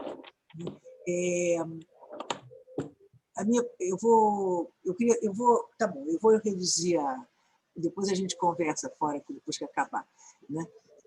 Eu quero trazer a questão das fake news para o contemporâneo mesmo, né? Nessa comunicação virtual em rede. Quero trazer para aqui, porque existe desde que o mundo é mundo, né? Fake news, né? E você está falando do caos cognitivo, né? Estou todo o tempo me lembrando da teoria da relatividade, que é onde a teoria do caos está inserida e que a ordem nesse caos, não é? Pela leitura dos fractais, a ordem nisso, isso aí é muito importante para a gente pensar essa racionalidade, achar que não tem uma racionalidade no caos, né? E Então, eu vou trazer bem para essa contemporaneidade virtual. Você acha que essas fake news estão com muito mais possibilidade de afirmação e de penetrarem na subjetividade a partir do momento em que essa cognição foi capturada pela própria linguagem tecnológica da internet, que tem esse conceito binário ela comuta no binário, ou isso ou aquilo, é isso ou é aquilo, como tem toda essa lógica agora do survey, da enquete, né? Que você é contra ou a favor da pena de morte, você é contra ou a favor das mortes no Jacarezinho. Quer dizer, é essa regressão da cognição, nessa captura da cognição, que leva, inclusive, a desqualificar a possibilidade crítica. É isso que eu estou querendo dizer, eu estou encaixando a questão da fake news que existe desde que o mundo é mundo, né, nesta imbricação com o estilo de tecnologia que se usa. Né? Se isso está possibilitando muito mais que essas fake news tenham essa penetração profunda na subjetividade do sujeito, naturalmente. Essa é a minha questão. Obrigado, querido. Marília, por favor. Professora Marília.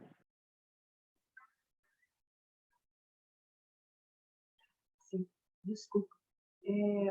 Bom, primeiro eu quero também parabenizar o Fábio, que ele tocou em temas muito importantes, sobretudo a questão das representações sociais. E na sociologia ele é um tema muito presente nos clássicos da sociologia. Tem até o Bourdieu recentemente, que é um clássico recente, que tem um texto dele muito interessante que fala: a opinião pública não existe. E você toca em pontos muito interessantes aqui, que você fala, você vai mostrar a desinformação como uma funcionalidade social muito importante na desinformação. E você procura a legitimidade de onde vem, no caso, você falou que, inicialmente, a religião é que dava a funcionalidade, que dava a legitimidade, depois a ciência, e agora tem uma grande tensão entre ciência e informação, de tal maneira que a gente vê, inclusive, a perda da legitimidade de nós, professores, do conhecimento. É impressionante como é que esse tema que você colocou, a mim me tocou profundamente, a necessidade da gente refletir sobre isso. E você fala também, o tempo todo, o que a gente pode definir é que a funcionalidade política da fake news, da desinformação, de construir uma informação deformada.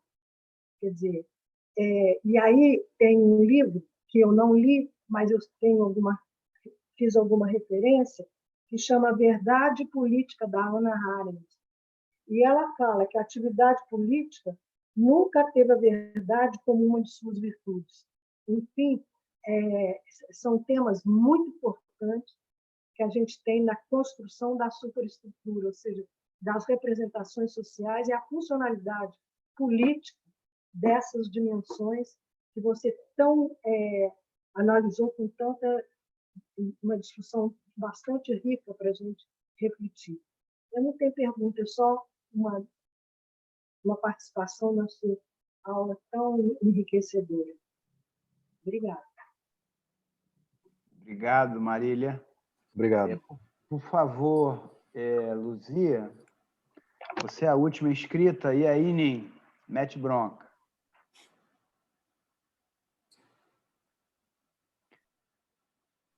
Luzia, seu microfone está fechado, compa. Sim, Oi, Fábio. A sua temática hoje eu acho, na verdade, mais do que importante, é urgente, né? E como é um assunto, a fake news é antiga, mas o que a gente vê aqui é uma coisa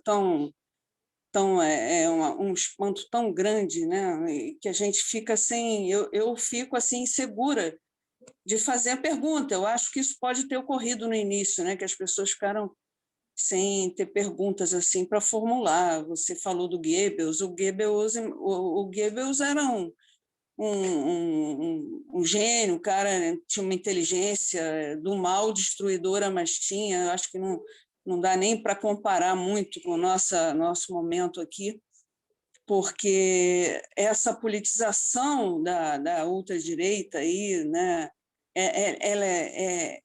ela não tem fundamento. Eu acho que o problema é no receptor, né?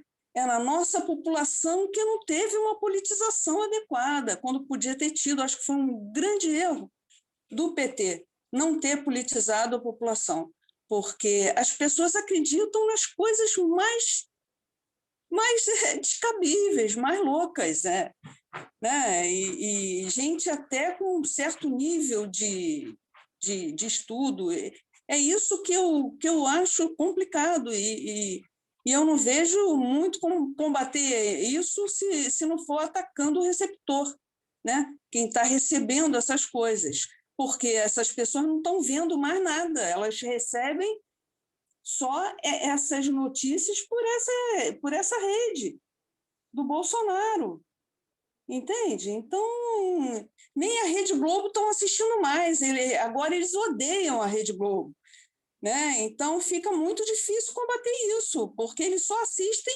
isso, essas notícias que vêm do Bolsonaro, né? Então, na verdade, o meu medo é esse, que a gente poderia fazer, né?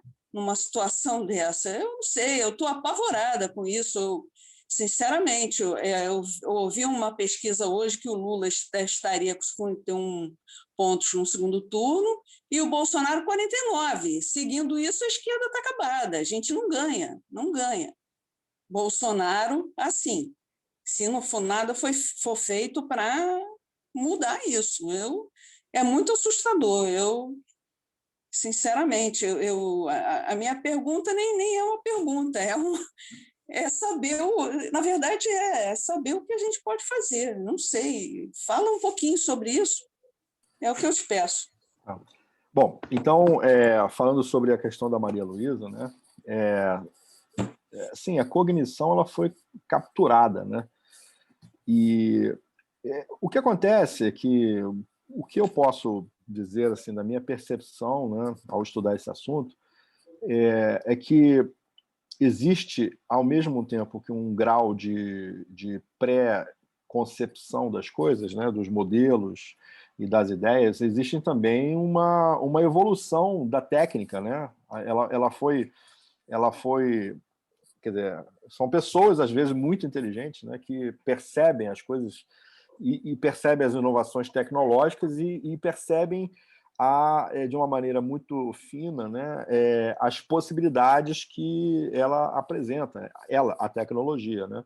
No caso, eu concordo totalmente contigo quando você identifica esse binarismo. Eu acho que esse binarismo ele é inerente ao fenômeno das redes, né? Estamos todos virando, nos fundindo aos computadores, que estão zeros e uns, né? O zero quando não passa energia e um é quando passa, né? O binarismo do mundo de hoje é impressionante porque não dá tempo, né? É o papiro ali, a timeline, né? Que se renova a cada segundo e você quer saber rapidamente o que, né, as pessoas... Isso é uma parte da questão, sim. As pessoas estão cada vez mais binárias. As pessoas, eu acho que, inclusive, estão perdendo a sua abstração. Aí é uma coisa que eu vejo empiricamente, eu não tenho dados sobre isso, eu não pesquiso, mas eu vejo, eu vejo pelos jovens, né, eu lido com jovens também, as pessoas estão perdendo, ou talvez até, né, eu tenha que ser mais humilde e reconhecer que talvez um novo tipo de abstração esteja surgindo, não sei, mas assim, as pessoas estão tendo dificuldade do raciocínio abstrato, e eu acho que isso é a consequência, sim, do efeito das redes sociais. Nesse livro, Os Engenheiros do Caos, ele comenta lá que uma pesquisa foi feita, uma pessoa, um cidadão em média, dá 1.600 toques no seu celular diariamente. isso é mais do que qualquer vício, né? E tem até um especialista nas redes, um daqueles chamados spin doctors, pelo Giuliano da Empoli, que fala assim, cada like é uma pequena gota de dopamina que nós fornecemos a você, né? Então, esse caos cognitivo, ele na verdade, é uma técnica de lavagem cerebral, né? Ou seja, são declarações contraditórias, simultâneas, constantes, que deixam confuso o interlocutor. Isso é proposital, isso é uma técnica que já existia. Novamente a rede social se apropriando de coisas que já existiam, só que dado ao volume maciço, somente possível de ser controlado e gerido por algoritmos, né? Porque estamos falando de milhões, né? Novamente, coisas que já existiam antes, sendo relançadas e repaginadas, turbinadas por mecanismos que controlam uma quantidade absurda de dados, né? Coisas que, inclusive, um ser humano não pode, só com algoritmos, né? Que são linhas de instrução, às vezes enormes, né? Então, assim, esse caos cognitivo, eu acho que o meu ponto é esse, né? Semear o caos é uma parte fundamental para semear o terreno, é o arado por onde vai entrar um projeto de poder, inclusive totalitário, absolutamente totalitário, né? Sim, sobre o que a Marília falou, o comentário, assim, essa deslegitimação, ela inclui também a pedagogia, né, como nós a conhecemos, né? Porque a pedagogia, ela pode ser extremamente libertadora, né? Então, é muito perigosa. Então, a pedagogia, ela precisa ser, assim como a política, que é a mediação da sociedade, a pedagogia, né, a atividade pedagógica, ela também permite que as pessoas saiam da escuridão, né, e sejam mais autônomas. E todo o movimento, eu acho que todo não, mas uma boa parte, né, afirmar que é todo, mas assim, digamos, uma boa parte do esforço empreendido por esses engenheiros do caos, né, é no sentido de desautonomizar as pessoas. E, para exemplificar isso, eu vou ler um trechinho do livro, na verdade, um trecho que eu selecionei, né, sobre o exemplo da Itália, que o Giuliano da Empoli é italiano, então ele fala com muita propriedade, embora ele fale bastante também da Inglaterra, da Hungria, né, é muito interessante esse livro. Mas, primeiro, ele fala desse blog, né, que era totalmente controlado pelo Casaleggio, e era personificado pelo Beppe Grillo, o comediante, né, que ele era irreverente, né, ele demolia através do sarcasmo, né, os adversários, tal. Inclusive, boa parte dos adeptos, vamos chamar assim, do Movimento 5 Estrelas no início, era de pessoas de esquerda, capturados pela pauta moral contra a corrupção, né, da classe política italiana, também muito influenciado pela década anterior do movimento da Operação Mãos Limpas, então eles estavam muito receptivos, e depois é que foi se invertendo, né? E o público, digamos, né, o público do Movimento 5 Estrelas passou a ser de extrema-direita, mas isso não foi, isso foi trabalhado, foi um processo, né? Então, eles fizeram em 2007 um movimento de rua, de massa, né, chamado literalmente Vaffanculo, né? Vaffanculo, que é um palavrão, né? Vai se ferrar, digamos assim, uma versão politicamente mais correta, né?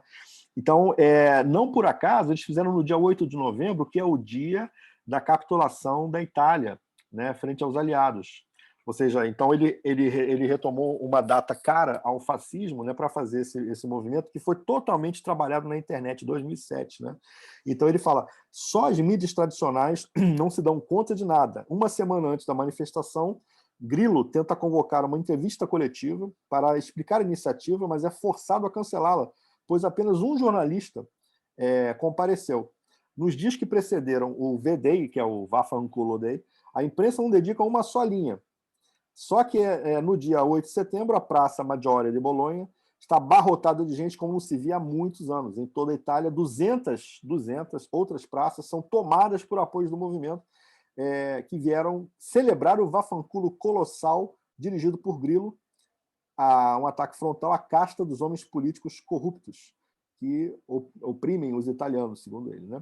300 mil assinaturas são recolhidas,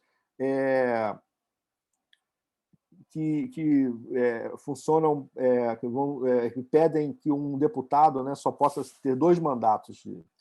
E então, quer dizer, nessa época ele fala que o Casaleggi e o Grillo, né, em parceria, eles ainda não tinham percebido que eles podiam ter um verdadeiro movimento político, né?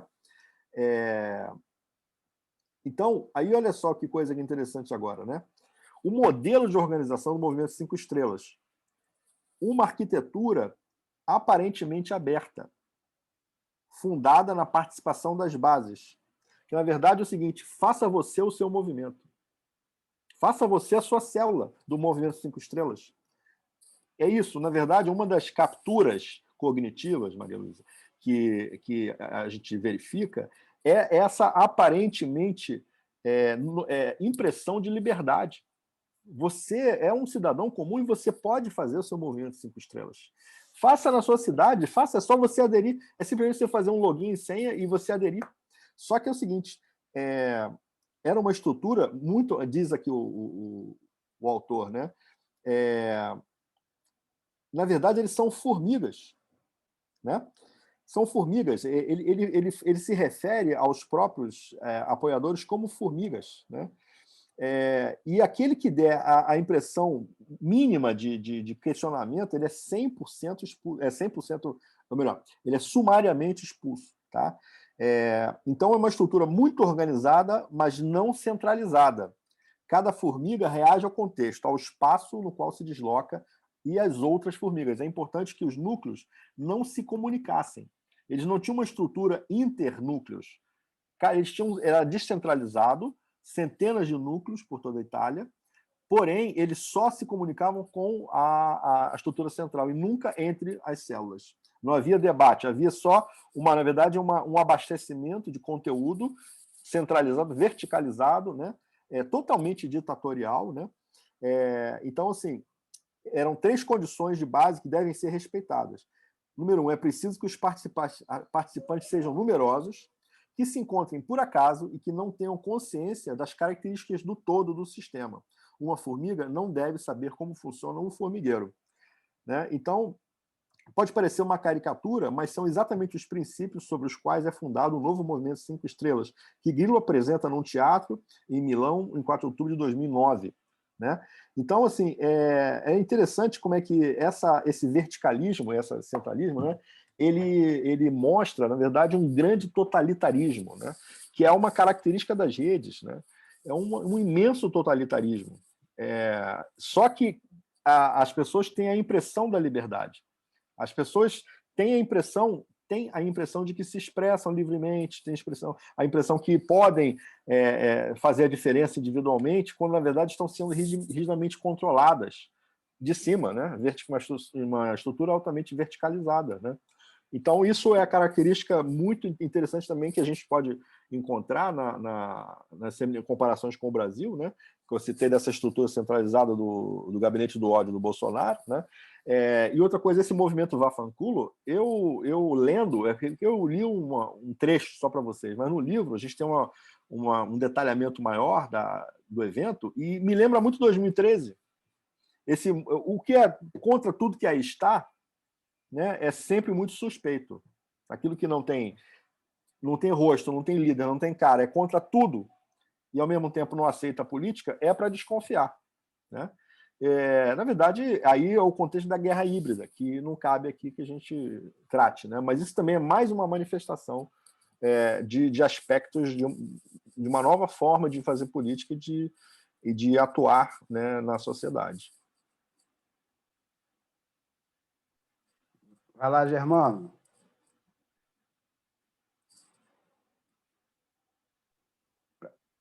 Eu? Concluir os trabalhos, Germano. É isso aí. Ah, sim. Não, tudo bem, eu concluí os trabalhos, mas eu vou fechar a gravação.